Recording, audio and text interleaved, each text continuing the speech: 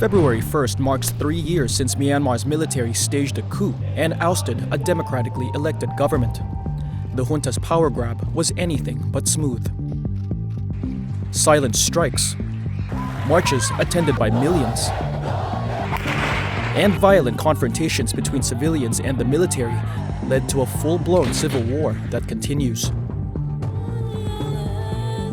Thousands of civilians have been killed in the fighting between the junta and armed rebel groups. The United Nations says nearly 2 million others have been displaced. Throughout the decades, the balance of power in Myanmar has alternated between democracy and military rule. But regardless of who was in power, they maintained good ties with neighboring China. The countries share a 2,000-kilometer border and have long had strong relations. For 2 decades, Beijing was Naypyiddaw's strongest ally and one of its biggest trading partners. But the war has led to several factions claiming control over different parts of Myanmar, across which China has various investments and citizens.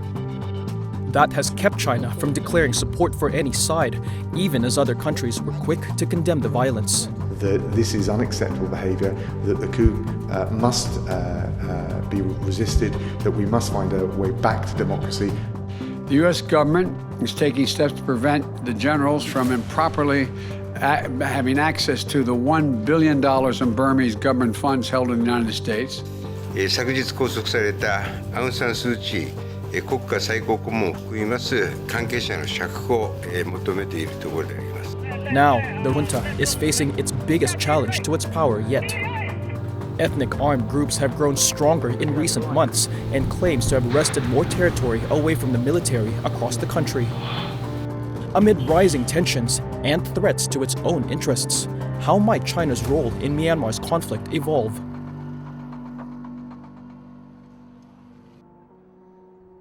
One of the biggest factors in China's relationship with Myanmar is the role it plays in Beijing's ambitious Belt and Road Initiative. China had been investing in Myanmar's infrastructure even before the initiative's inception in 2013. Back in 2010, Myanmar elected its first quasi-civilian government in 20 years. That government, led by Thein Sein, adopted some unfavorable policies towards China, even suspending the construction of a dam in the country's north. It was one of the biggest Chinese projects in Myanmar at the time. So, when Aung San Suu Kyi and the National League for Democracy came to power in 2015, Beijing was quick to show its support. And it was a quite shrewd bet, because after 2015, when Aung San Suu Kyi and the NLD won the general elections quite handsomely, China was in position to establish a more cooperative relationship with Myanmar, with the NLD administration. Despite some tension regarding several projects, BRI projects that were signed by the previous administration. The bet paid off. Under flourishing ties between Beijing and the Suu Kyi government, Chinese investment grew in Myanmar. Today, it accounts for nearly a quarter of total foreign investment in the country, most of which is in the power sector. Beijing also wants to build a corridor through Myanmar to give it strategic access to the Indian Ocean. There are some mega projects in Myanmar. For instance, the most famous one would be the Jomtien Deepwater Port in the southern Myanmar. And then is the China-Myanmar oil and gas pipeline. And then is the CMAC, the China-Myanmar Economic Corridor. So all these mega projects are billions US dollars. Peng says Chinese investments were also pouring in at the grassroots level. In Myanmar, there are a lot of the small-scale projects invested by the local businessmen from the Yunnan province or other province in China. Chinese President Xi Jinping last visited Myanmar in January 2020. Days later, the Chinese city of Wuhan announced a lockdown to curb the spread of COVID-19, which ultimately upended the world. It also brought an abrupt halt to the construction of Chinese-backed infrastructure in Myanmar. But with the COVID-19 pandemic over, these projects continue to languish amid the ongoing civil war. Despite the coup, though, Beijing is still actively investing in Myanmar. The problem is that all these projects are in processing. So this is a problem, because these projects are huge. I mean, sometimes they need more fundings. Sometimes they need more land. And all these are depend on the local governments of Myanmar, how they deal with these difficult issues, how they push forward these projects. The military is also dealing with another headache on its shared border with China. Historically, the central government in Myanmar has never controlled the borderlands. There's always been myriads of different groups, ethnic groups, the former also Communist Party of Burma as well. Even before the coup, these factions challenged the central government's rule, creating areas of lawlessness in the northern regions. Criminal, mafia-like groups have taken these opportunities of lawlessness to set up criminal networks, particularly oriented towards online scams. So this has happened elsewhere in the region, in Cambodia, but since the coup in Myanmar in 2021, we have seen an increase in these and an expansion of these networks all along the Burmese borderlands.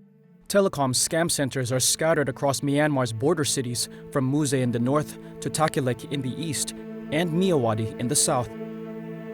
The UN reported in August 2023 that over 120,000 people were being forced to carry out online scams in Myanmar.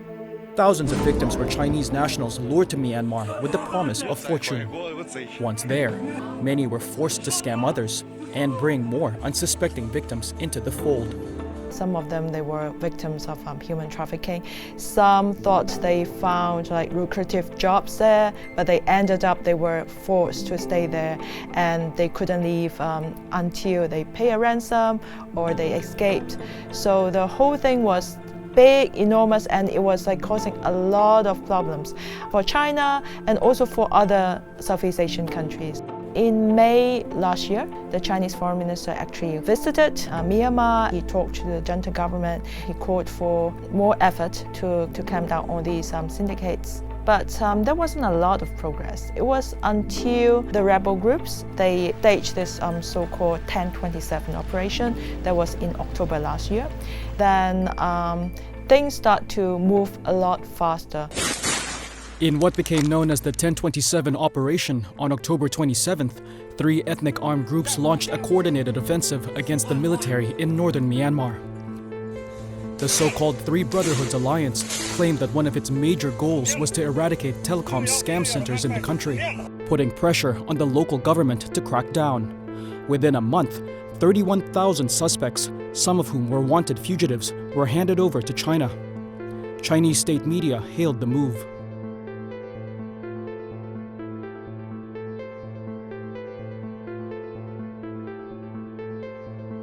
All these groups that are operating in the borderlands, be they ethnic armed groups, be they criminal groups, they know that there is a big power up north that they need to either accommodate or engage with for whatever they want to do.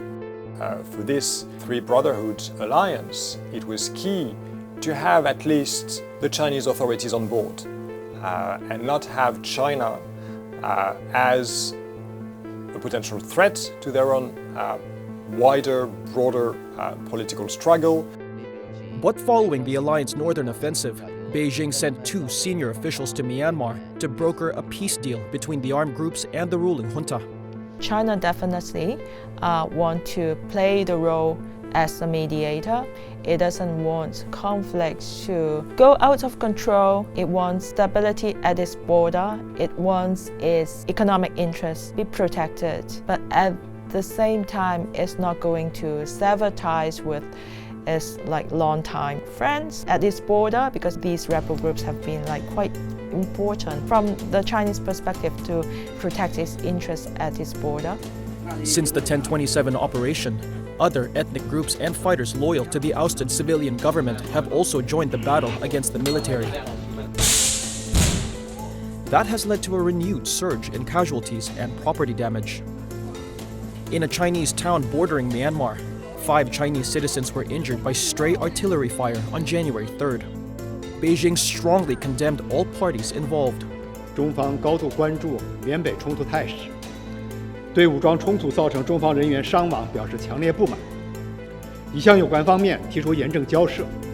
Since then, China has taken a more active mediating role between the warring sides in Myanmar.